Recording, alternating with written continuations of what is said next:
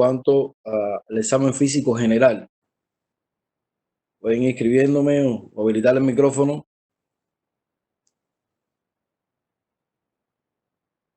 Marcha, muy bien. Biotipo, bien. Antes de marcha, biotipo, actitud, fascia, muy bien. Fascia no, fascia, tiene que ser, fascia no. Fascias son las fascias musculares, ¿ok? Serían las fascias. Talla, peso, temperatura, muy bien. Nivel de conciencia, muy bien. Recordarle que no está en la clase, eso se los daré cuando demos nervioso, que si uno encuentra inicialmente cuando un paciente alguna alteración, empezamos por aquí, nivel de conciencia, orientación, memoria y lenguaje, que van a ser lo primero que en conjunto con lo que es fase y marcha vamos a ver del paciente. Piel y mucosa y fanera, muy bien. Dentro de la fanera, pelo y uñas, muy bien.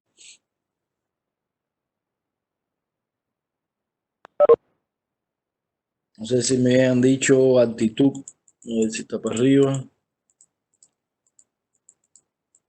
No está la actitud, todavía no lo veo. La actitud también hay que tenerlo en cuenta. Si tiene alguna actitud patológica, dígase ortornía, dígase gatillo fusil, recuerdan esas. Y bueno, más para arriba me pusieron y ahora muy bien tejido celular subcutáneo y panículo adiposo. Entonces, la tarea que yo les dejé es recordarles que tienen tiempo de realizarla, pero sería las fases y las marchas patológicas que están en sus 3 libros de texto. Me preguntaban si no están descritas, parece que revisaron, no están descritas.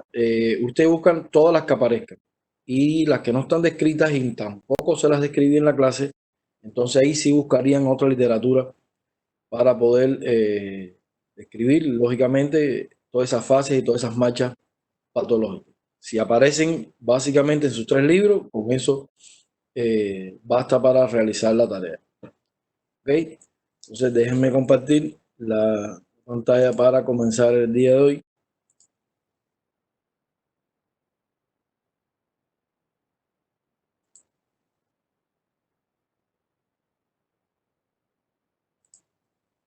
Bueno, siguiendo el orden, ¿verdad? Del examen físico general, ahora iríamos para el examen físico regional. ¿Ok? Por darles de nuevo, desde el punto de vista didáctico, nosotros vamos a dividir el examen físico en 3 partes, examen físico general, regional y por aparato. Nosotros vamos a dar en el día de hoy regional y entre ese examen físico regional vamos a básicamente dar lo que es cabeza y cuello. En la próxima clase, próxima actividad, daríamos lo que es tórax y abdomen y columna vertebral y extremidades lo vamos a incluir, ¿verdad? A incluir dentro ya del examen físico por aparato del sistema osteomiofibral. ¿Por qué? Porque es muy poco contenido y lo aprovechamos y ya lo incluimos y seguiríamos ahí ya con el examen físico por aparato y comenzaríamos con sistema osteomiofibral. Ustedes van a ver hoy que siempre vamos a seguir la línea de lo que es el examen físico céfalo-caudal y cuando ya logremos dar todas las clases, cuando ya logremos prácticamente estar en el final de la asignatura, nosotros, que ya se lo he anunciado, nosotros vamos a ir practicando ese examen físico general, regional y por aparato, céfalo-caudal. Vamos a ir cumpliendo una serie de requisitos, de parámetros, que en algún momento estamos haciendo regional, en algún momento estamos haciendo general, en algún momento estamos haciendo el examen físico por aparato. Cuando ya no lo sabemos todo, nos podemos dar el lujo de unirlos, ¿no? Y poder aplicar todo lo que sabemos. Entonces, bien, entrando ya en el examen físico regional, lo que es cabeza y cuello, en caso de cabeza, vamos a empezar lo que es el cráneo y la cara. Nosotros, recuerden de las técnicas básicas que nosotros aprendimos en segunda clase, tercera clase, inspección, palpación, percusión, ocultación. Ya se darán cuenta en esta clase de hoy, nosotros algunas veces solamente vamos a utilizar una que otra técnica y otras no, porque no nos da muchos signos de positividad, no nos da ningún detalle patológico importante y por lo tanto no se explora. Entonces, en el caso de lo que es el cráneo, específicamente ya en esa región de la cabeza, nosotros en la inspección vamos a ver lo que es la posición, la forma, las porciones en su conjunto, vamos a ver esa simetría. ¿Eh? Pudiéramos ver el biotipo también, de la misma manera que vimos algunos biotipos, que nos basamos mucho a veces en lo que es el tronco, ¿no? Y las extremidades. En este caso, nos vamos también a poder describir algunos biotipos en caso de lo que es el cráneo. Por lo tanto, podemos encontrar algunos individuos que puedan ser braquicefalos, que se tienen en un cráneo, en el caso de lo que es diámetro lateral y anteroposterior muy, muy aumentado en comparación a otros individuos. Dólico-cefálico, vamos a ver pacientes más bien es hacia arriba, ¿eh? Va a tener un cráneo muy alargado y el cráneo proporcionado, que sería el armónico, ¿no? En que pudiéramos ver todos esos diámetros, tanto anteroposteriores como laterales, como superior, tuviese una proporción, ¿verdad?, armónica. Entonces, de ellos que pudiéramos nosotros tener algunos tipos de cráneo.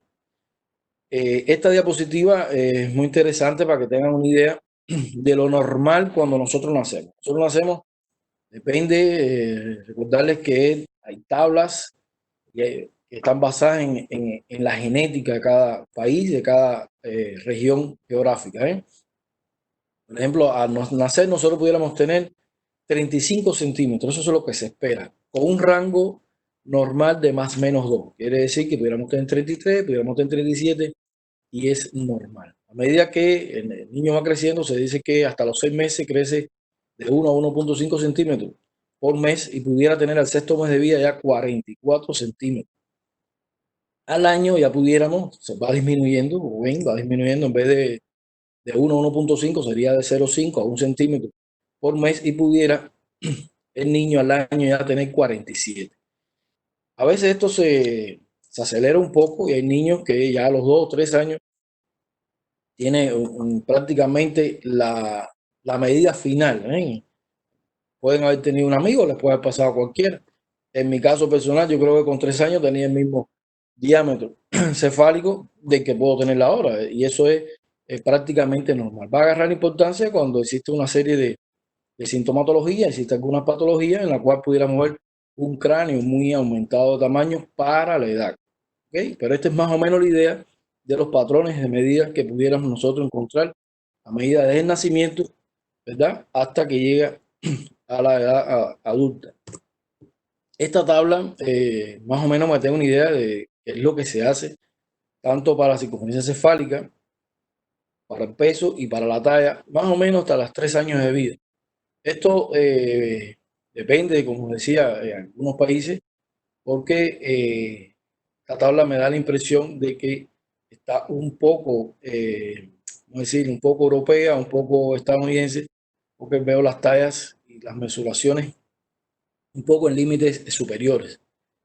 Pero bueno, esto es lo que generalmente en cada consulta pediátrica existen unas tablas que para la edad nosotros sabemos si está bien peso para la edad, talla para la edad y peso para la talla. Ustedes no pueden pretender que un recién nacido a lo mejor en vez de 50 centímetros de talla mida 40, que pese los 3.4 kilogramos. Si está armónico, el peso generalmente un prematuro para la talla se valora como normal.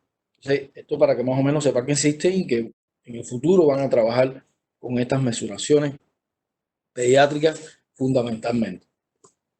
Ahora bien, vamos a entrar en esos tipos de cráneo específicos, en esos biotipos en el cual empezaríamos con el normocefálico. Va a ser ese cráneo armónico, no va a predominar ninguna región de esos huesos que pertenecen a la base del cráneo, a todos esos huesos planos del cráneo, ¿verdad?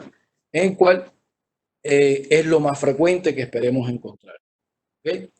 Existen otros, ya pudieran ser ya patológicos, que sería la macrocefalia, que va a ser un cráneo grande, va a crecer también armónicamente, pero en todos los sentidos. Va a ser, el paciente va a aumentar su diámetro cefálico con respecto a individuos normales. Esas medidas que yo les di anteriormente ya se va a sobrepasar. Ahora bien, puede ser genético, por lo tanto puede ser de constitución familiar. No es lo común, pero sí conocemos a veces individuos que tienen de 6 centímetros, incluso superior a cualquier otro individuo normocefálico.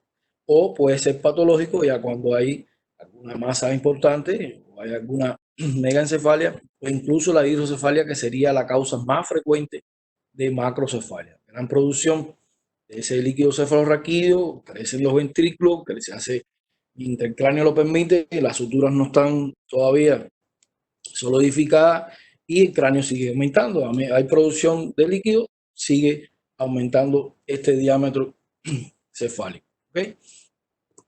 Pudiéramos ver la microcefalia, que también es bastante frecuente, incluso con malformaciones, que va a ser un cráneo pequeño para la edad. En este caso, no va a haber crecimiento de masa encefálica, las suturas van a realmente cerrarse sin haber un crecimiento importante y pudiera ser ya de comienzo prenatal o pudiera aparecer después del nacimiento si hay una hipoxia importante. Por lo tanto, no va a haber un buen desarrollo de esa masa cerebral y lógicamente esto tiene que ver mucho también dejando secuelas desde el punto de vista del desarrollo psicomotor, desde el punto de vista cognitivo, y son niñitos que a la corta o a la larga tendrían algún problema y tendrían que tener cuidados especiales con ellos. Fíjense aquí algunas figuras de pacientes verdaderos con verdadero crecimiento reducido de esa masa encefálica que nos da este tipo de cráneo pequeño, sería microcefalia.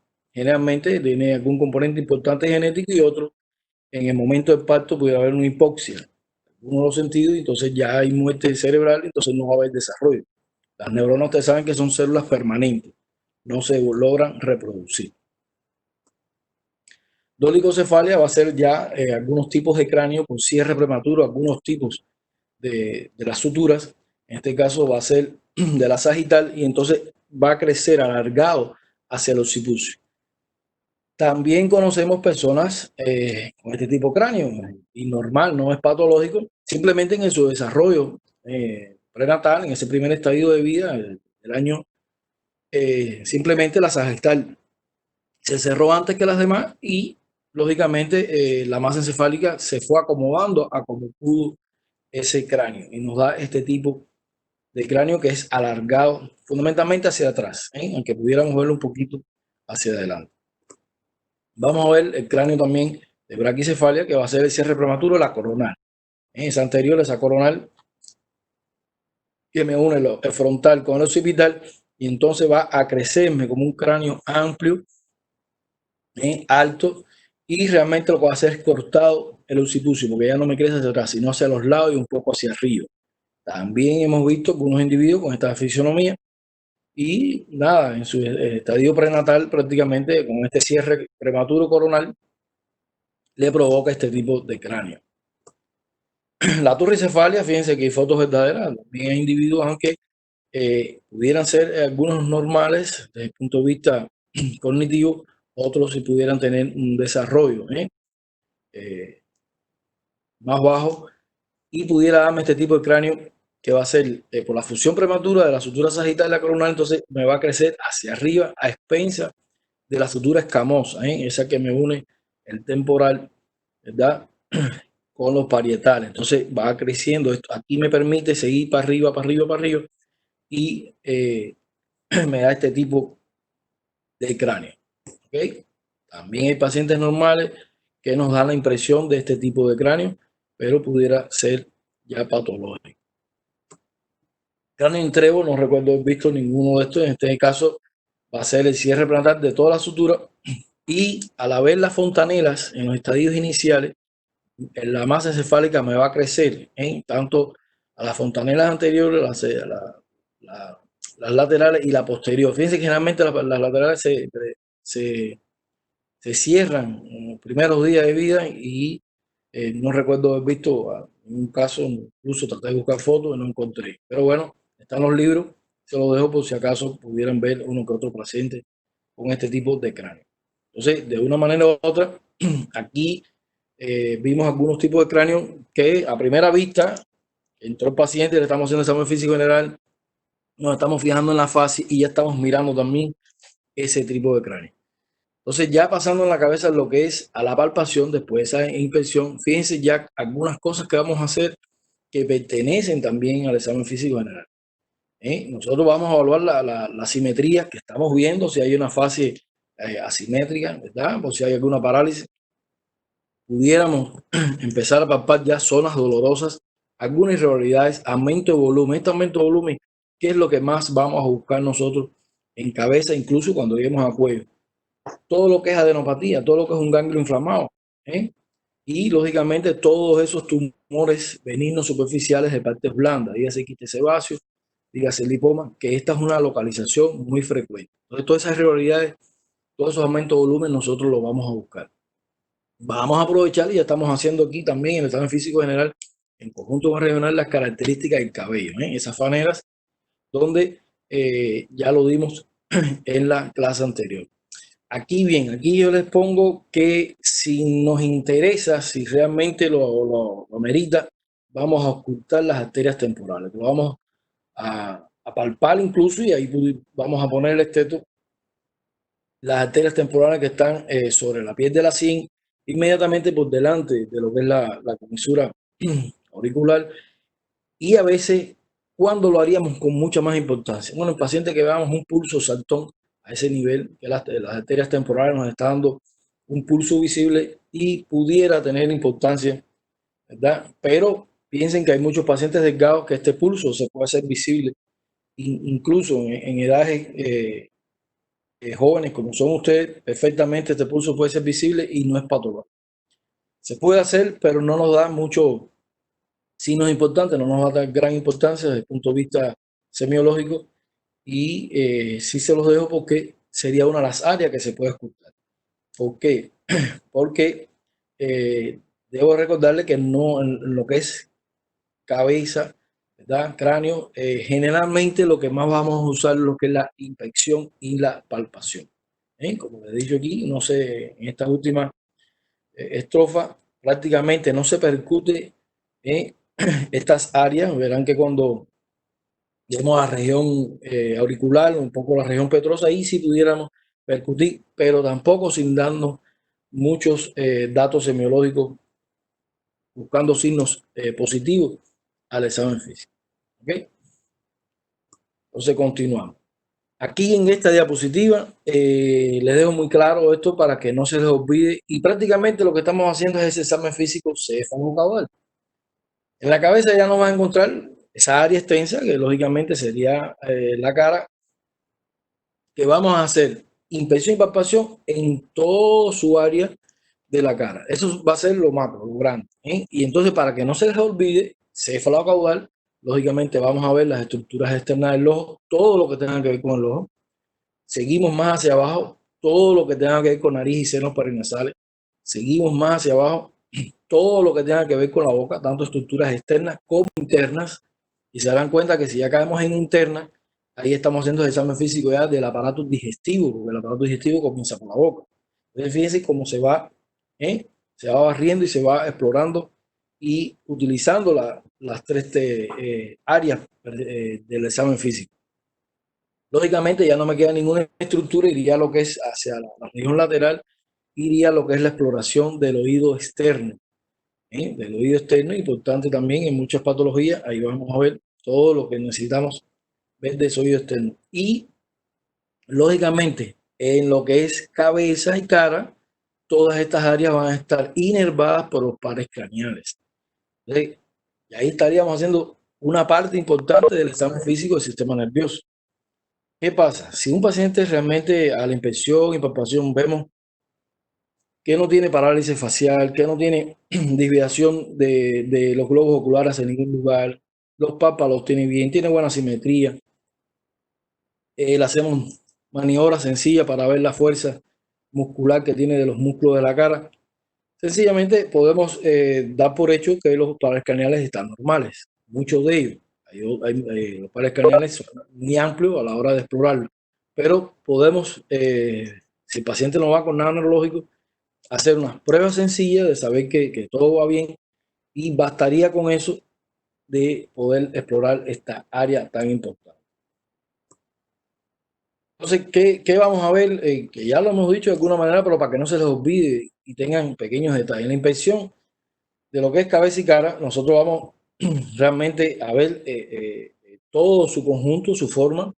El trofismo no es otra cosa que yo vea una mi cara muy semejante a la otra, que sea como un espejo. Es verdad que no todos tenemos una simetría perfecta, pero que esté dentro de los rangos, o que no vaya un surco de un lado y del otro sí, que haya una desviación de alguna comisura que nos dé que realmente haya una verdadera simetría, que lógicamente sería alguna que otra parálisis. Hay pacientes que pudieran tener unos surcos más pronunciados, más profundos que una en mi cara que en otra. Ahí estaríamos buscando también si hay alguna parálisis. ¿Okay? Nos vamos a fijar bien en las mejillas, en los labios, esas comisuras labiales, que nos pudiera dar alguna desviación también buscando esa asimetría. A la palpación, todo lo que sea tumoral, hay que tocar bien, se le dice así, hay que manosear bien al paciente, hay que meter los dedos entre el cabello. Hay personas, fundamentalmente en el sexo femenino, en la cual tiene mucho cabello y por encima del cabello no estamos palpando nada. Hay que tratar de tocar bien, introducir bien los dedos por debajo del cabello para realmente ver si hay alguna tumoración, alguna irregularidad, algún cambio de una zona a la otra. Y en dependencia de eso, si van a ser dolorosas o no, la forma, y describir como toda masa tumoral o aumento de volumen que nosotros pudiéramos encontrar. Esta es un área donde pudiera haber alguna adenopatía, algún ganglio inflamado, sencillamente por un acceso molar, por tener algún proceso de alguna faringitis. Ustedes saben todo que tiene una faringitis, le toca por fuera los ganglios y va a haber aumento de volumen, incluso por debajo y central, en la zona del cuello, generalmente se van a palpar las amígdalas. En el caso de que el paciente tenga alguna sinusitis no es otra cosa que esa inflamación o crecimiento, ¿verdad?, de alguna bacteria, son las más frecuentes, en los senos perinasales, en los senos frontales. Y en esta palpación, ¿qué vamos a hacer nosotros? Nosotros podemos hacer presión, con nuestro pulgar, en esos senos perinasales hacia adentro o incluso en el seno frontal. Y en el caso de tener sinusitis sería muy doloroso. Esto es un signo típico, ¿verdad?, de lo que es la sinusitis. Muy frecuente después de un proceso gripal en el cual tenemos muchas secreciones, mucha obstrucción nasal. El paciente no logra eliminar y esa secreción ahí me provoca esa inflamación, que no es otra cosa que la sinusitis.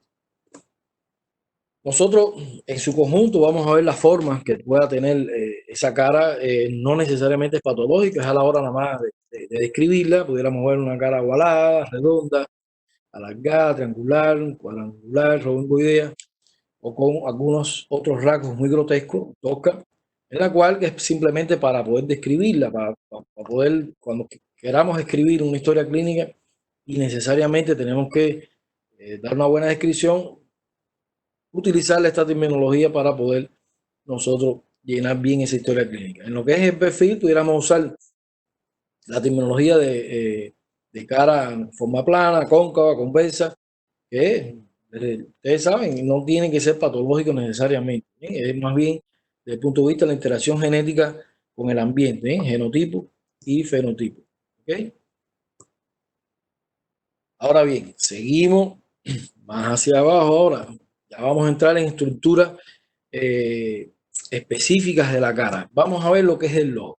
Y dentro del ojo hay muchas cosas. Cuando digo anatomía, a lo mejor les gustó estudiar los signos, los órganos, los sentidos, y verán que lógicamente cuando den oftalmología, que sería hasta los últimos niveles, van a profundizar un poco más en esto, pero ya nosotros tenemos que aprender muchas cositas de lo que es el globo ocular y sus estructuras externas. Entonces nosotros vamos a tratar de buscar ese glándula lagrimal con su saco lagrimal. Normalmente no se ve esa glándula, no es palpable, no es visible, está por detrás de lo que es el párpado superior y más al lateral. En el ángulo interno del ojo sí pudiéramos ver el saco lagrimal, incluso con su conducto, con su conducto perfectamente se puede ver, ese conducto lagrimal. La conjuntiva del ojo, que es todo lo externo, que en el caso de lo que la región de la pupila sería lo que es la córnea. En la parte de la conjuntiva vulvar es la parte blanca, que esa se le llama esclera, y en caso de la palpebral está por debajo de lo que es el párpado superior, está más interno, ¿eh?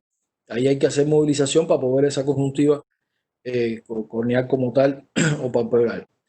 El iris es donde está ese color, lo que nos da el color nosotros, ojo verde, negro, color café, ¿ok?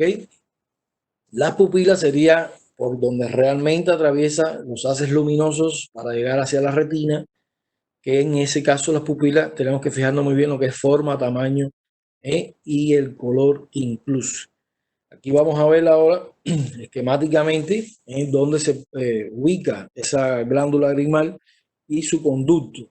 Normalmente no se palpa, pudiera haber alguna obstrucción y empieza a crecer, empieza a hacerse turgente, empieza incluso a hacerse dolorosa esa glándula lagrimal.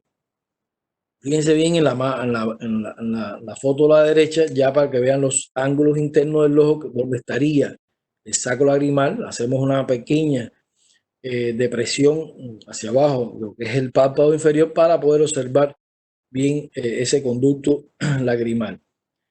El ángulo de la comisura lateral del ojo también lo pudiéramos fijar. Esto es un área libre donde vamos a hacer las pestañas, donde van a ver otros conductos de otras glándulas que cuando se obstruyen, algunos de ustedes ya la ha pasado que empieza a doler el ojo, y hay dos patologías ahí que sería chalacio y onsuelo. Esas patologías oftalmológicas lógicamente las darán en cursos anteriores, pero son muy frecuentes desde el punto de vista de patología de oftalmología.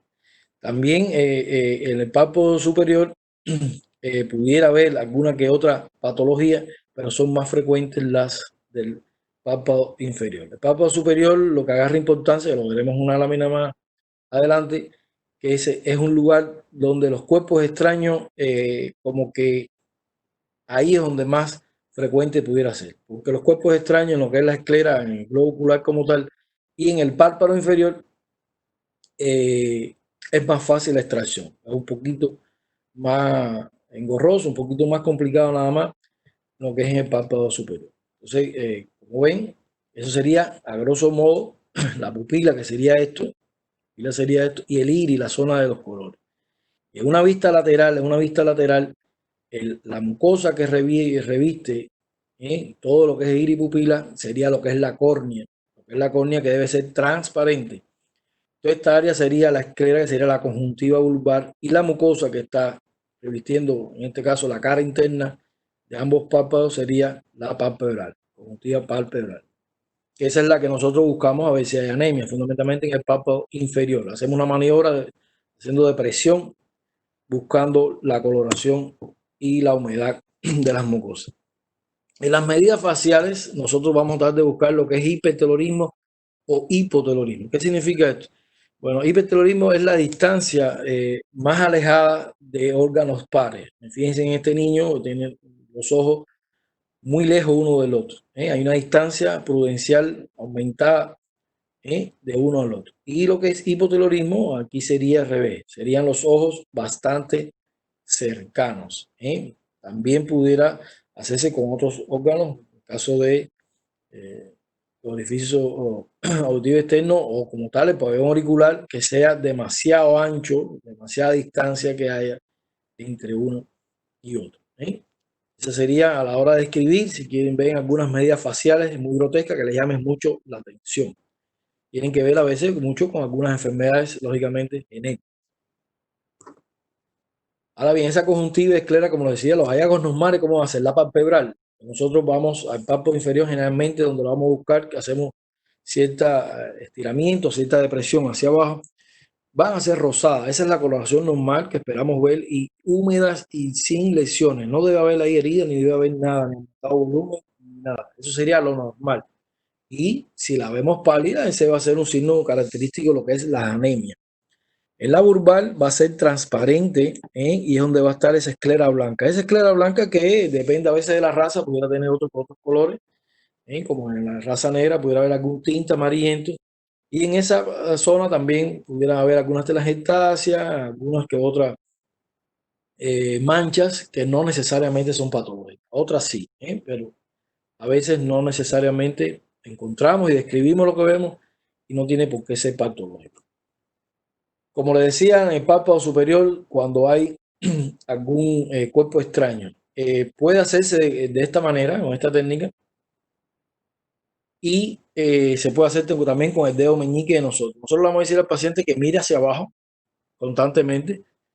Le explicamos que puede molestarlo un poco, pero no es nada del otro mundo.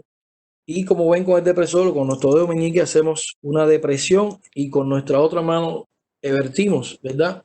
Lo que es el párpado superior. Entonces nos queda en esta posición. Y ahí pudiéramos nosotros perfectamente hacer visibles esos cuerpos extraños que no lo logramos ver. Se pueden retirar con una gasa, una torunda de gasa, de algodón no, porque el algodón nos deja también partículas, torunda de gasa, y hacer de adentro hacia afuera con un barrido tratando de sacar ese cuerpo extraño. Otra forma es hacer nosotros un simple soplido desde el ángulo interno, nosotros soplar y perfectamente esos cuerpos extraños pudieran desprenderse solos. Porque a la hora de nosotros pasar la torunda, también estamos, como diciendo, no le provocamos daño, pero sí le va a molestar un poco. Y después pues, el paciente pestañea varias veces y ya se le quita la molestia, lógicamente el dolor. Hay cuerpos extraños que son transparentes y por más que hagamos maniobras no lo vemos. Este tipo de casos, muy frecuentes en consulta también, nosotros lo que hacemos es que hay que anestesiar el ojo con colirio, no es con aguja ni nada, Con colirios anestésicos, se le echan las goticas, se anestesia todo lo que es el globo ocular y después con una tirilla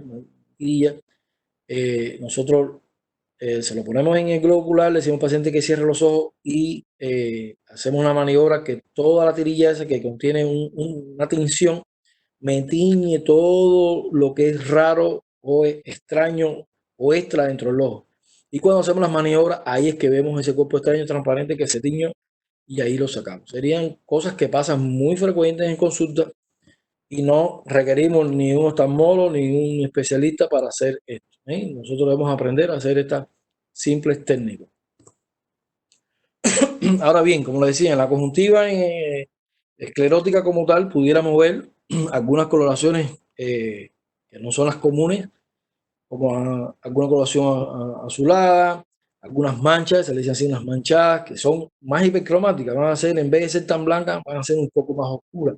Tuvieron algún tipo de lunar y lo frecuente que a veces no lo tenemos y simplemente por trasnochar, por tener, pasar una mala noche o puede ser una buena noche también, no necesariamente tiene que ser de un rango o el otro, simplemente haber estado despierto toda la noche, pudiéramos tener estas áreas de telangiectasia. Hay quien las tiene permanente, hay quien la pudiera tener permanente. Y lo describimos, lo que vemos nosotros lo describimos. Fíjense aquí cuando lleguemos lo que es al iris y a las pupilas. Nosotros pudiéramos encontrar estos nódulos de Lisch, estas coloraciones que son a veces por aumento de hierro, pudiera ser por aumento de hierro, pudiera ser por alguna enfermedad neurofibromatosis, que ya sería ya tumores benignos del sistema nervioso, precisamente que tengan relación con lo que es la vista, y me da este tipo de imagen, así. Pudiéramos ver en pacientes esta alteración que se llama anisocoria, que sería una pupila de un tamaño y la otra pupila de otro tamaño. Un rango de hasta más o menos 5%, que uno detecte un poquitico, una pupila distinta a la otra. Hay una población que se habla de como de un 5%, puede ser normal, pero es muy discreta. No este caso, como ven, esto sería patológico, esto no tiene por qué estar así. La heterocromía son pacientes que tienen, que puede ser parcial, bilateral o incompleta, pudieran tener ese iris con colores distintos. Fíjense, aquí está el ojo derecho negro y el ojo izquierdo azul. Esto puede ser genético, pero también puede ser patológico después de un trauma, después de ciertas enfermedades que ataquen el globo ocular y lógicamente me va a cambiar la coloración del iris de un ojo con respecto al otro. Pudiéramos ver un iris estrellado, ahí tendrían que ver la foto más grande para que vean que En este caso, la relación pupila e iris no se hace redondeada ni tiene un color parejo, sino que más bien forma una estrella, no tiene un color parejo el contraste entre pupila y iris. Los colobomas, nosotros esperamos normalmente ver la pupila redondeada dentro de ese iris y ven, parece como si fuera una gota, como si se fuese destiniendo o estuviese perdiendo color y cae como una gota. La figura de abajo se ve mucho mejor, ¿eh? No necesariamente pudiera ser patológico, hay personas que desde el punto de vista genético pueden nacer así también, pero pueden ser alteraciones. Realmente las pupilas deben ser redondeadas y responder muy bien a los reflejos fotomotores. ¿Ok? Entonces, a grosso modo, algunas alteraciones de lo que es iris y pupila que pudiéramos nosotros encontrar en algunos pacientes. Esta es muy frecuente, esta alteración en la córnea, en la cual ya no se hace transparente y empieza a hacerse opaca. Esto es lo que se llama la catarata, que pasa ya después de los 40, 50 años, mucho más frecuente después de los 60, y el paciente pierde visión, logra perder la visión completa y realmente resuelve muy bien con la operación. Se le dan unos pequeños cortes y se les queda como tal vulvar y lo que es el iris, y eso es como si hubiese un cristal, mismo de un carro que de la casa, y usted coja un spray de pintura y lo eche. Lógicamente no se va a ver nada. Y después venga con alguna sustancia, venga con algo, pueda raspar y quitar esa pintura. Así mismo sería la técnica de operación, sería muy sencilla. Entran y logran entrar y lograr sacar esa alteración ahí que no permite que los haces luminosos penetren y el paciente pierde visión. Estas operaciones se hacen muy rápido y son muy agradecidas. Funciona muy bien en lo que era oftalmología. Ahora bien, ya vimos todo lo que tiene que ver con ojos, seguimos más inferior y vamos a llegar a lo que es nariz y senos perinasal. Aquí, en una simple inspección, vamos a evaluar su aspecto, lógicamente, su forma y tamaño varía genéticamente de unos a otros, pero desde afuera también es importante ver si hay algunas deformidades importantes del tabique. Cuando las hay, se ven desde el exterior. Y ya con maniobras sencillas pudiéramos ver si hay una buena permeabilidad en la fosa nasal.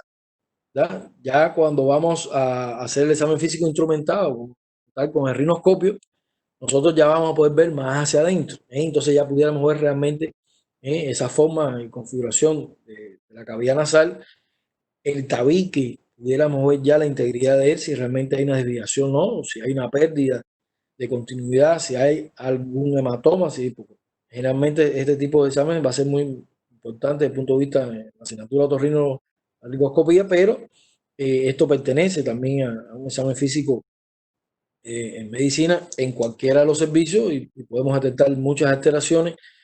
La permeabilidad de los orificios nasales. Esto es muy frecuente cuando un paciente está teniendo sinusitis de repetición y lógicamente vamos a ver toda esa membrana en las mucosas, vamos a ver que están hipertrofiados los cornetes en pacientes muy alérgicos, pudiera haber muchas secreciones, pudiera haber alguna masa, algún pólipo, cualquier algo tumoral, eso se ve perfectamente. Y muy frecuente en los niñitos que no saben mucho, tienen a veces costumbres de objetos pequeños, redondeados, los frijoles, algunas partes, algunos juguetes, introducírselo por la nariz. Introducirse por la nariz y eso igual nosotros lo resolvemos muy fácil. Podemos resolver muy fácil la extracción de los cuerpos extraños nasales. Entonces, nosotros con un examen físico ya instrumentado vemos bastante. Lógicamente no vemos hasta lo que es el cornete superior, pero sí hasta el medio perfectamente nosotros podemos observar toda la relación ahí anatómica por dentro. Cosa perfectamente. También pudiéramos hacer la presencia de como tal con esta maniobra de translúcido los senos. Claro, esto tiene que ser una habitación oscura y con un equipo en la cual me permita iluminar, que sea con una intensidad importante, que la puedo hacer indistintamente. Si ilumino el seno frontal, debe podérseme el otro iluminárseme, pudiera empezar a iluminarse el nasal como tal. Se prueba también la luz, introducirla por la cavidad oral y entonces se me tiene que iluminar perfectamente el seno maxilar. Imagínense si hay gran ruptura, si hay gran dilatación de estos senos, lo vamos a ver muy engrandecido, esa transiluminación. No es lo que se hace porque no en todas las consultas está este equipo, no es con cualquier luz, esto no se hace con cualquier luz, es con una lámpara realmente, un equipo conectado a una fuerza, a una potencia de luz importante, pero sí, ya en una consulta de otorrino esto sí lo tiene, para ver hasta dónde es el rango ese que llega esa transiluminación. Esta zona, como les decía, también de los senos es donde vamos a nosotros a hacer presión. Vamos a hacer presión, es el seno frontal y los perinasales con nuestro dedo pulgar para ver si hay doloroso, si es doloroso y sería positivo de lo que es el examen físico, detectando lo que es el sinusitis. ¿Okay? Ahora bien, fíjense, seguimos ahora para la boca y aquí ya vamos a entrar en prácticamente los exámenes físicos del aparato digestivo. Entonces nosotros vamos a fijar en lo que es los labios, las comisuras labiales, a ver si hay una buena simetría. Y de no haber ninguna que otra alteración, ya utilizaríamos algunos utensilios como son los bajalengua para hacer una buena inspección. Nosotros debemos ser capaces de llegar a ver el vestíbulo, que es esta área aquí, ¿verdad? Entre como tal, las arcadas dentarias y las comisuras labiales por lo anterior y los carrillos por los laterales. Sería todo lo que es el vestíbulo, toda esta área. Y la orofaringe propiamente dicha, que ya nosotros con los depresores, con algunos utensilios, podemos ver perfectamente paladar blando y paladar duro, ver toda la cavidad oral en sentido general. ¿Ok?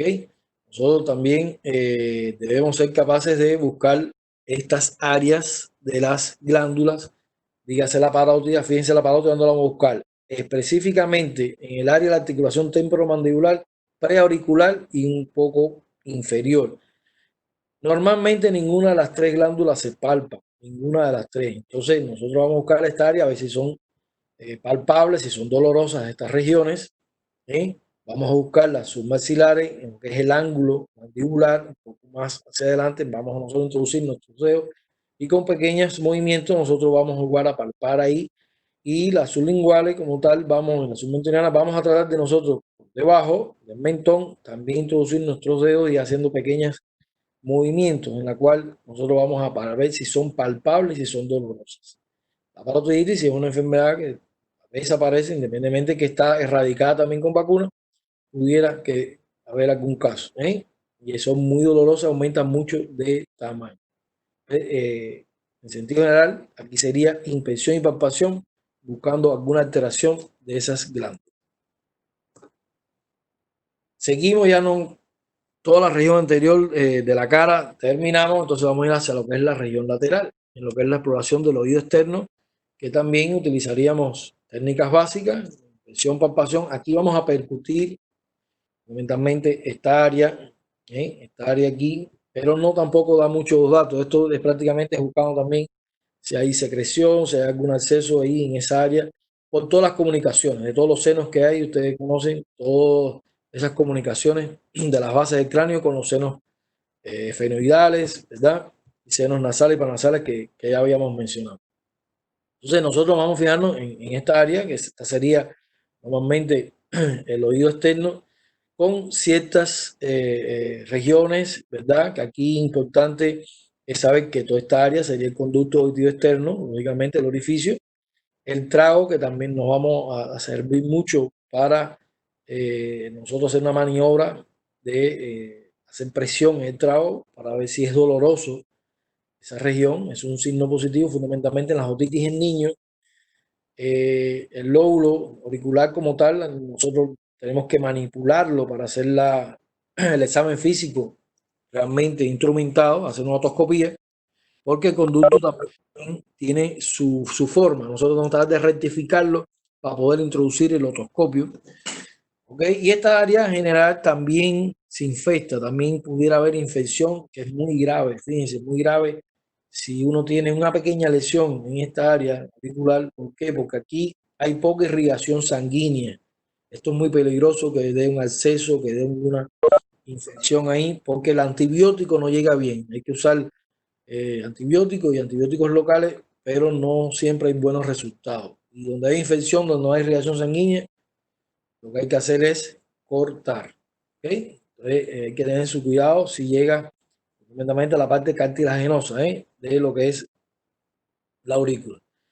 Entonces, bien, en esta imagen podemos ver ese conducto auditivo, que la idea es que cuando nosotros hacemos la otoscopía, llegar hasta con lo que es la membrana timpánica.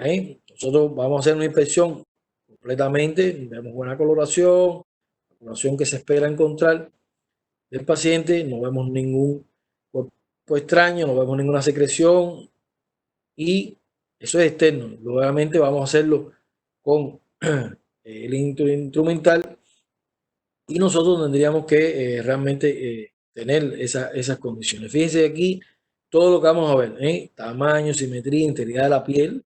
No esperamos paciente normal, no va a haber ningún problema. Nosotros vamos a hacer con la pinza digital, palpar todas esas áreas y ver si hay alguna área dolorosa y vamos a como tal, como le decía, presionar el trago hacia adentro para ver si es muy doloroso. Este tercer acápite que le decía de percutir, la región mastoidea, normalmente no es dolorosa.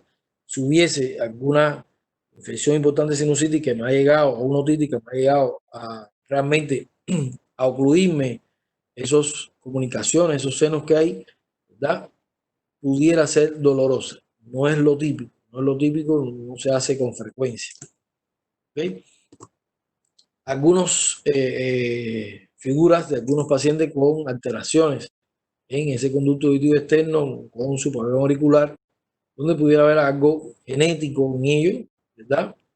Y aquí se ve un poco ya de lesiones que pudiera ser eh, diseminadas por alguna alteración, por ejemplo, una escabiosis, perdón, algo parecido que me llega tan a la piel externa también de ese pabellón auricular.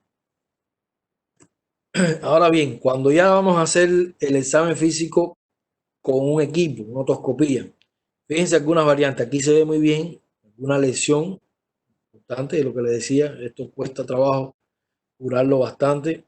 Pudiéramos tener un cierre por alguna hipertrofia, por alguna quemadura, por algún accidente que después la cicatrización empieza a provocarme un crecimiento patológico en esas estructuras.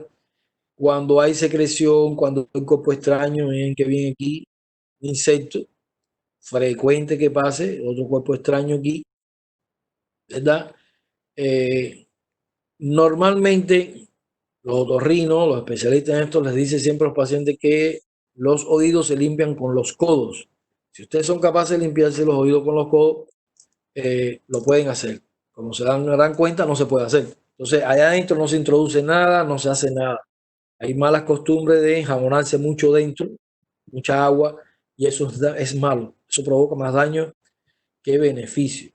¿Okay? Entonces, nosotros para hacer el examen físico en otoscopio, para que sea eficaz, nosotros vamos a hacer una ligera tracción póstero superior. Para que no se lo olvide, nosotros decimos, hablamos hacia afuera, hacia arriba y hacia nosotros. Y ahí vamos a rectificar los conductos auditivos para nosotros lograr llegar a lo que es la membrana timpánica. Nosotros vemos todo ese conducto externo que no está ocupado por nada, que aquí lo que más pudiéramos ver es el cerumen normal.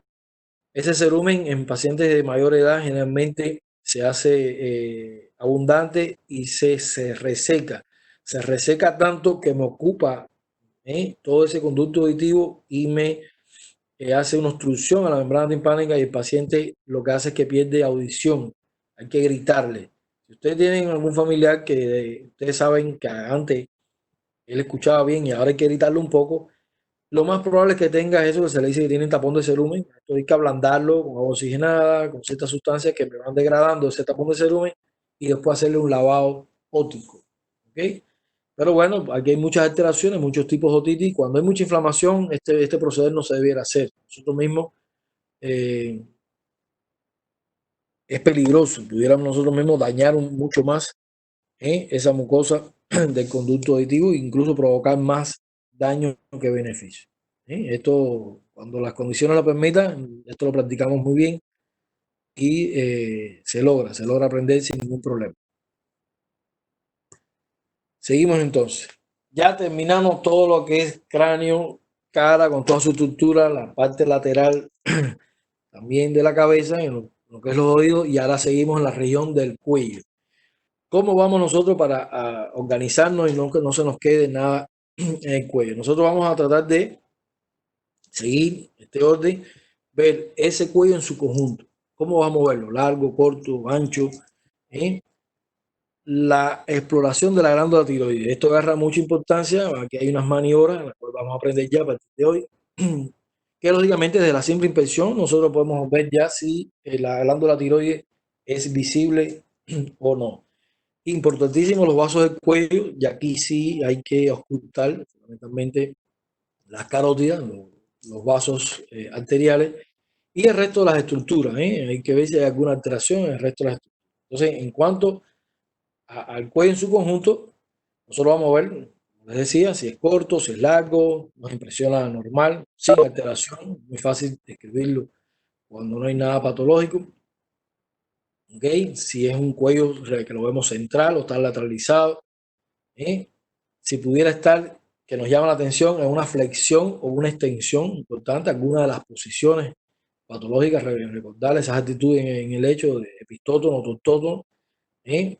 Si ven alguna movilidad, algún latido visible, pacientes delgados se les puede ver perfectamente, incluso pudiera haber hasta un pulso venoso, pero bueno, sería mucho más de las carótidas, donde vamos a ver su pulso visible, lógicamente va a ser táctil, y si hay algún tumor. Esta es otra área donde puede haber mucha adenopatía. Las adenopatías cervicales hay que buscar las anteriores, laterales y posteriores.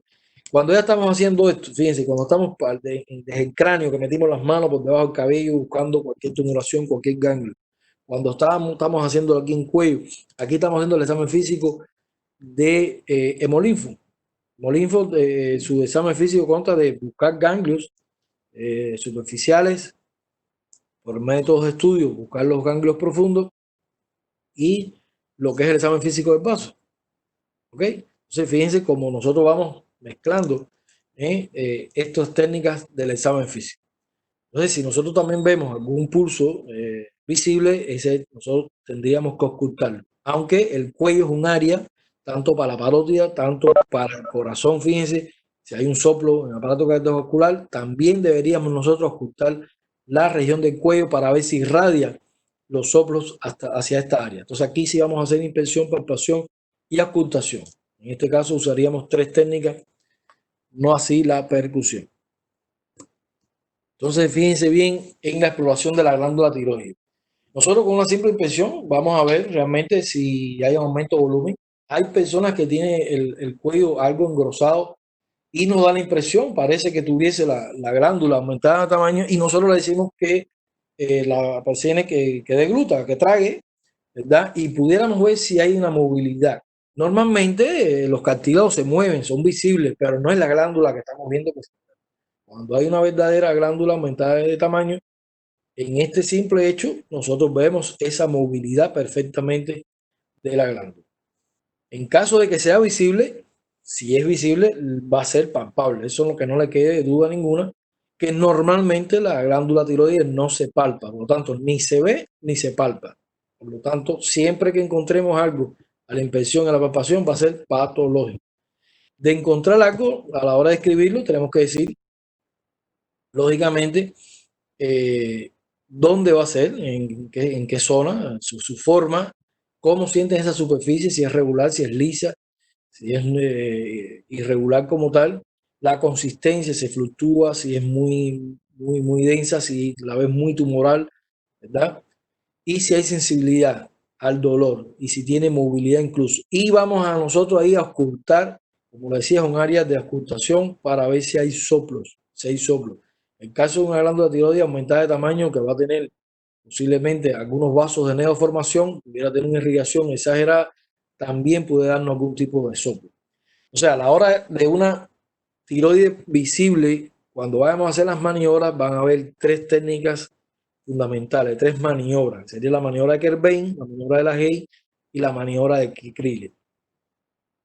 A grosso, para que se vayan aprendiendo estas técnicas, pueden ya ir resumiendo que la maniobra de Kerbein se realiza por detrás del paciente, ¿eh? Y va a ser bimanual como tal. Y la maniobra de la Hay y Krille, ambas dos son por delante del paciente, con la diferencia que la maniobra de la Hay va a ser bimanual y la de Krille va a ser monomanual, con una sola mano. Entonces, esquemáticamente, ¿cómo serían las maniobras? Fíjense a la izquierda inferior. Esta maniobra por detrás nos permite perfectamente ver la glándula tiroidea, palparla en todo su conjunto. Nosotros vamos a hacer pequeños movimientos en nuestros dedos, vamos a hacer movimientos laterales discretos, suaves, en la cual podemos palpar tanto el lóbulo derecho, el lóbulo izquierdo, como el istmo, que une ambos lóbulos del tiroides. ¿Okay? Inmediatamente nosotros podemos hacer lateralización del lóbulo izquierdo y palpamos con la derecha, el lóbulo derecho, lo hacemos también al revés y por delante, con todos nuestros dedos, pues hacemos un pequeño movimiento como si estuviésemos tocando un piano, como si estuviésemos tocando algún teclado, ¿verdad? Ese tipo de movimiento y también lateral, nosotros vamos a lograr tener una sensación de forma, tamaño, consistencia, movilidad, sensibilidad a cualquier aumento de volumen que nosotros encontremos. Después de esta maniobra, hacemos, el orden no es tan importante, pero sí empezaríamos generalmente con la Kerbein y después haríamos lo que es Krille y la Hay. Después sería la de Krille, que sería monomanual. Y fíjense, van a haber libros donde vamos a lateralizar con nuestro pulgar, fíjense, con nuestro pulgar, la glándula para, con nuestra mano derecha, por ejemplo, nosotros lateralizamos la glándula para, con el pulgar y con el resto de los dedos vamos a palpar el lóbulo izquierdo. Pero hay libros, es así, donde lo hace al revés. Lateraliza con el resto de los dedos de la glándula y hace con el pulgar movimiento de arriba hacia abajo para poder describir un poco lo que es el borde. Da una sensación también de aumento de volumen importante. Cualquiera de las dos formas, cuando las condiciones lo permitan, enseño, cualquiera de las dos formas son funcionales. Las maniobras tienen nombre en honor a quienes las descubrieron, pero realmente se realizan para nosotros después de escribir qué es lo que encontramos. Nosotros no ponemos Krille positivo, en algunas maniobras sí, pero aquí realmente es para poder describir cómo nosotros sentimos ese aumento de volumen. Aquí al revés, como ven, con la mano izquierda podemos nosotros lateralizar lo que es la glándula tiroides para palpar el lóbulo derecho con el resto de los dedos o al revés, lateralizamos con el resto de nuestros dedos y con el pulgar palparíamos lo que es el lóbulo izquierdo.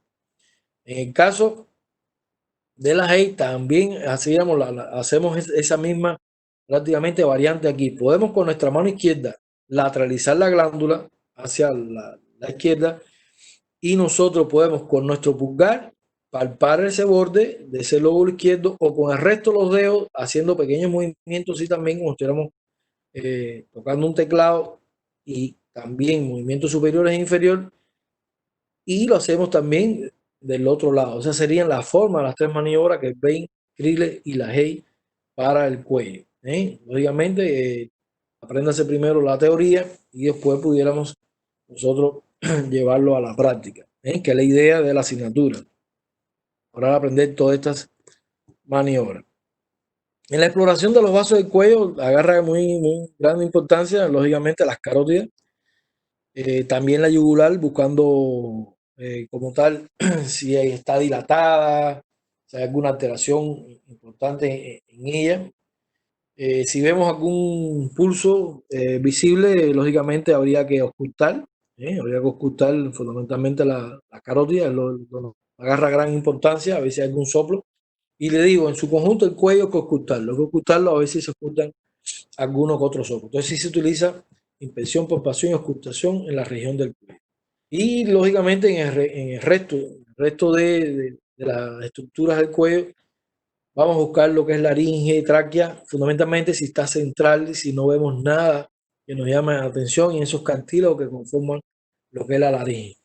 Nosotros con una palpación discreta, suave, podemos perfectamente tocar que no esté lateralizado, que esté central, que no haya ningún dolor, que no sea muy sensible, nada que se parezca.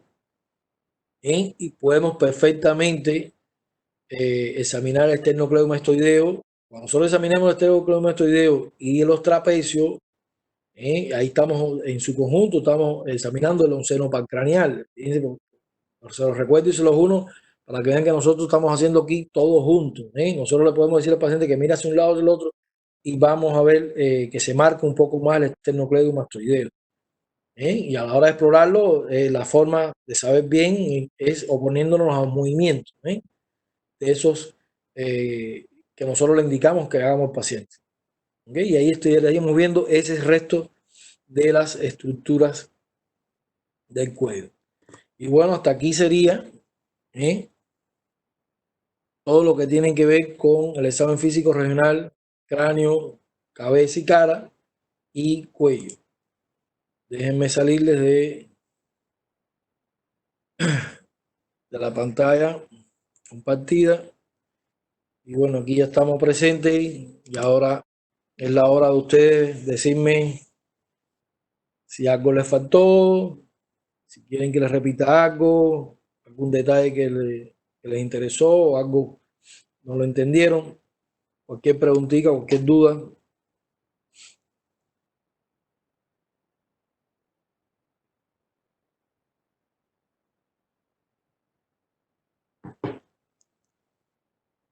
Algo, chicos, como vieron, les di pequeñas pinceladas de cómo ir uniendo este examen físico general regional y por aparato, que eso lo logramos hacer una verdadera mezcla, lógicamente cuando ya demos todas las clases. No hay forma de darlo ni en una semana, tiene que ser desde el punto de vista didáctico y separándolo, pero así es como se hace. ¿Alguna pregunta? ¿Algo que le llame la atención?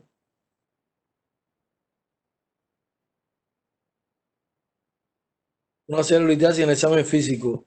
Me está preguntando si hay cálculo en alguna de las vías como tal de las glándulas.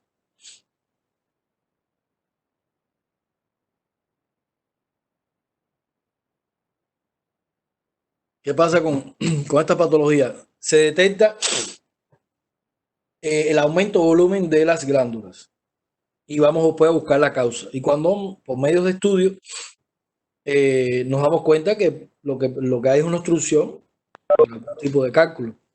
Pero si cualquier obstrucción frecuente lo han visto o lo han sufrido, lo que es las glándulas que realmente nos humedecen lo que es el ojo, lo que es el párpado, lo que es chalacio y el anzuelo.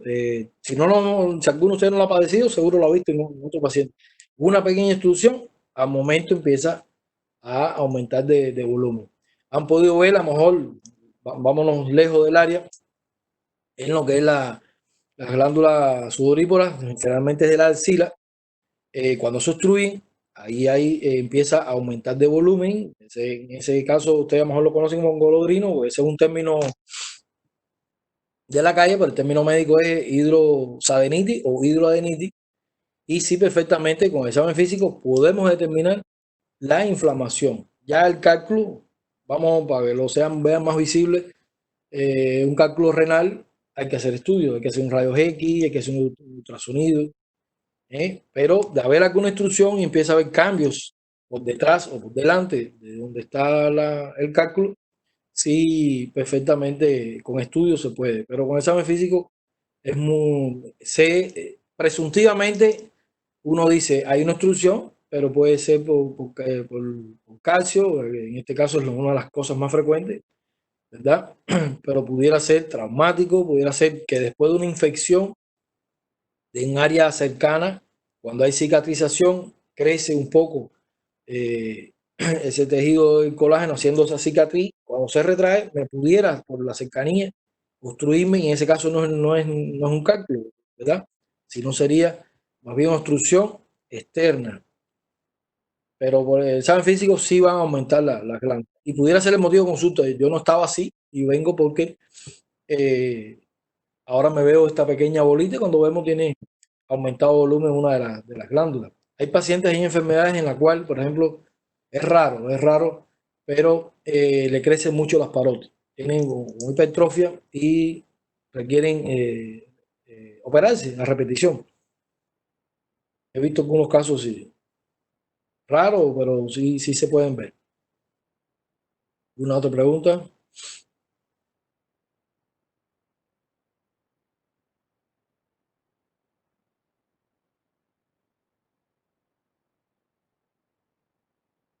Más chicos.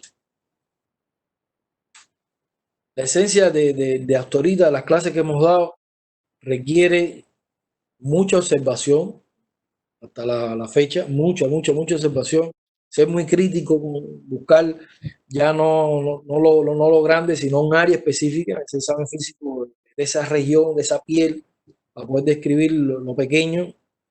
¿Eh?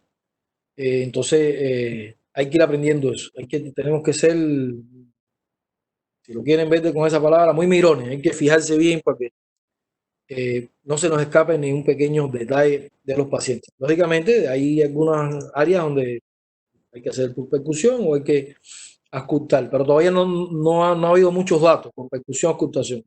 Hasta ahorita casi todo ha sido lo que es inspección y palpación. ¿Mm? Aparte del examen físico, debemos escribirlo así como explico ahora. Si se dieron cuenta en los modelos que yo le di, eh, prácticamente lo que iba es piel y mucosa, ¿eh? Y no describimos ni ojo, ni nariz, ni senos perinasales, ni orificio conducto auditivo externo, ni cuello. No, no lo lleva. ¿No? Esa parte no lo lleva. Pero sí en esos parámetros no, sí deben describir piel y mucosa, aparato respiratorio, cardiovascular, abdomen, tejido celular subcutáneo y alguna alteración que ustedes pongan, no sé, yo les dejé a libre, si van a poner a alguien nervioso hay que escribirlo un poco más, ahí buscan con los recursos que les di cómo se describe un poco, me pueden escribir si quieren que les dé alguna terminología para ayudarlos sin ningún problema, ahí es donde viene lo que es la tutoría académica y sin ningún problema, todo depende de lo que ustedes van a poner, si ponen a alguien que viene con algo renal, hay que entonces hablar del examen físico renal, si viene por hemolinfo, hay que agregarle. Pero lo que no puede faltar es eso, piel y mucosa, aparato respiratorio, cardiovascular, abdomen y tejido celular circular. En el primer ejemplo que les puse, recuerden que vino por una faringitis. Hicimos el examen físico orofaringio, que prácticamente lo dimos el día de hoy, que es lo que hacemos en la región de lo que es cabeza y cara. Nosotros en lo que es el examen físico de la boca, hacemos el examen físico de la orofaringe, que pertenece también al sistema digestivo. También pertenece al sistema digestivo. Pero no hay que ahora describir el cráneo, no, no hace falta. Todo esto lo aprenden para una historia clínica completa cuando ingresen. Y fundamentalmente si detectan el problema, porque cuando no hay problema, como vieron los modelos, es sin problema, sin problema, sin problema, y no se describe. Describimos qué, lo patológico. Pero estamos aprendiendo, y al aprender hay que describir, aprender a escribir lo normal. Entonces vamos poco a poco. Pero lo que sí quiero que aprendan, porque no hay mucho tiempo, es esos parámetros que no pueden faltar. Porque haciendo eso, ustedes van a lograr perfectamente eh, un orden en cada evolución diaria, en cualquier paciente, por lo que venga, y se lleva uno una buena información de la evolución diaria desde que enfermó hasta que se le da el alta al paciente.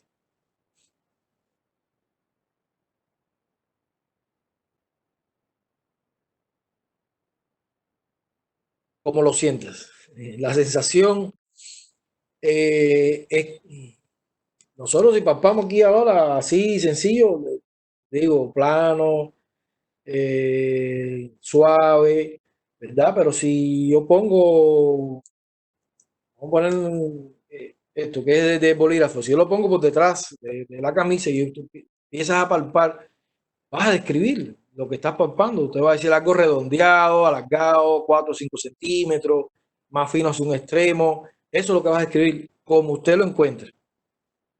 Eso, describirlo con todos los datos se logra en el tiempo.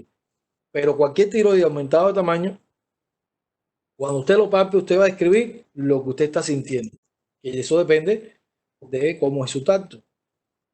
Si hay líquido, usted va a ver que fluctúa, usted va a ver que se deprime y hay movilidad. Si está muy tumoral, muy sólido, usted va a sentirlo.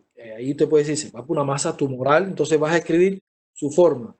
Redondeada, está irregular, está nodular, porque hay un nódulo, otro nódulo, otro nódulo. Entonces pasas la mano y te das cuenta que es nodular. Entonces, como uno lo sienta, es que lo vas a escribir. Y ahí es donde está la esencia de cuando otra persona lee lo que usted escribió, ya tiene una idea perfectamente muy bien descrita y cuando va a corroborar nada más, porque ya otra persona lo hizo. Además es muy importante, por ejemplo, con cualquier masa tumoral de tiroides, describirlo muy bien, porque toda masa tumoral en el tiroides, sea benigna o sea maligna, lleva estudio. Y después que nosotros hicimos un buen examen físico, incluso con unos complementarios normales, los de sangre, T3, T4, SH, generalmente se hacen BAF. ¿Qué cosa es BAF? Biopsia aspirativa por aguja fina. Un pequeño trocar en la cual vamos a estudiar ese tiroides. Entonces hay que decir, cuando describimos, a expensas de que el óvulo es o si es del mismo, qué nos impresiona más y ya cuando el que hace la punción, que también nosotros llenamos ese modelo que les enseñé, histocitopatológico, que lo tienen ahí en el aula virtual de ustedes.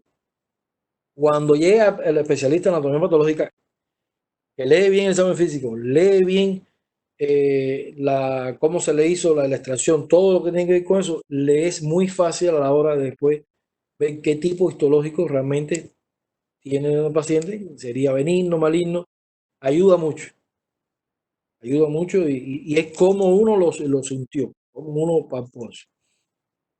Es como usted lo siente, pero varía.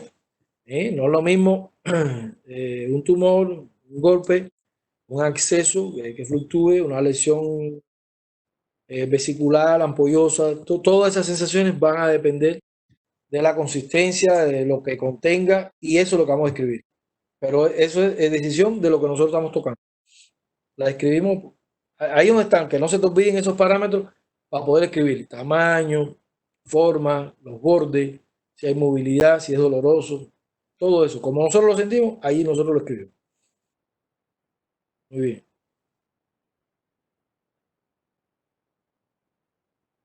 El tiroides es una de las glándulas que más se alteran y a temprana edad. A temprana edad. Hay algunos estudiantes de ustedes que toman levotirosina por una glándula tiroides hipofuncionante. Desde temprana edad pudiera haber otros como enfermedad autoinmune que pudiera darle la enfermedad de Graves AC2, que también en este caso es RB, que me da el hipertiroidismo. Es bastante frecuente, las enfermedades de tiroides son muy frecuentes, pero resuelve muy bien, resuelve muy bien. Uno inhibe o estimula y el paciente logramos a tenerlo sin síntomas, sin ningún problema, pero tiene que saberlo, tiene que tomar pastillas y si las deja, vuelve a descompensarse, vuelve para atrás. Uno te pregunta.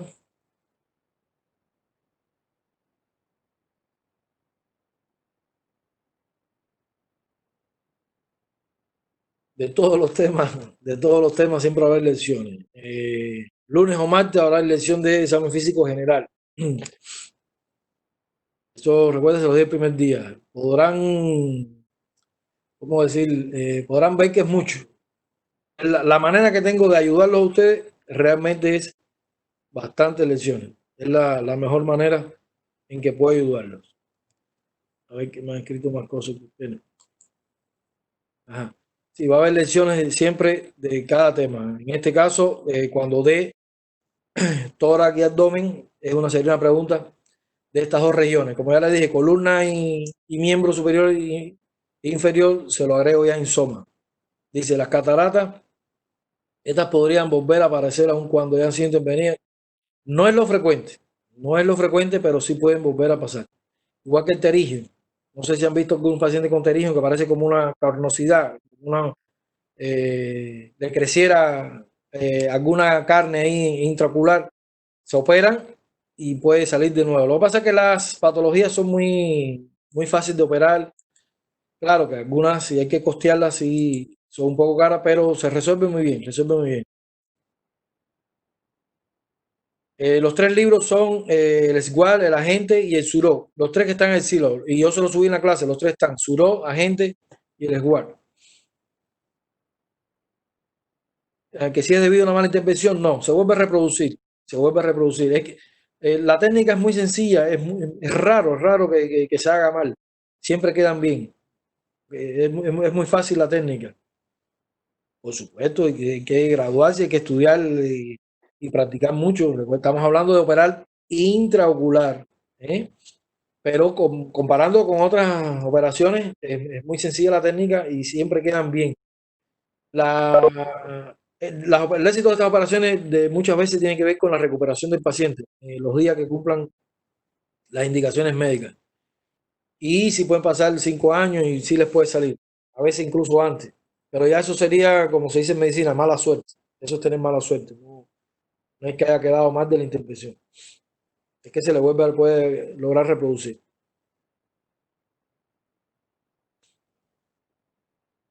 ¿Una otra pregunta?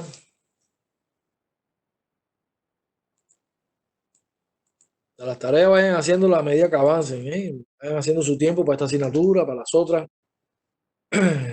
Y siempre hay alguien que dice es mucho, ¿no?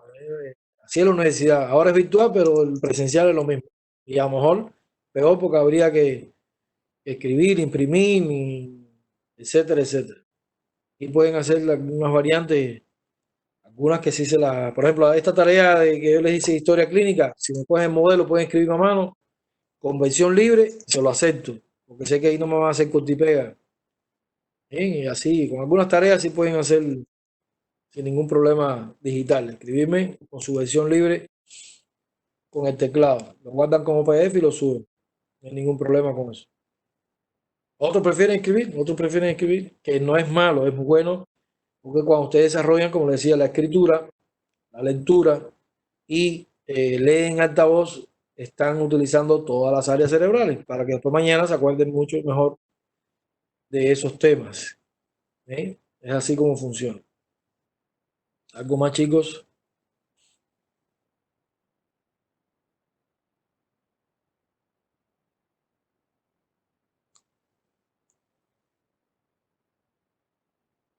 Bueno, si no hay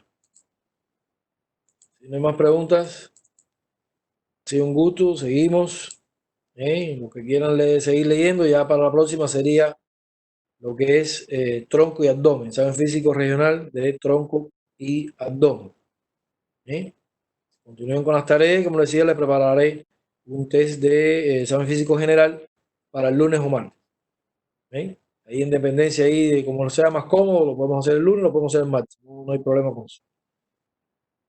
Es un gusto que tengan buenos días y que sigan en sus actividades habituales. Buenos días tengan todos, chicos.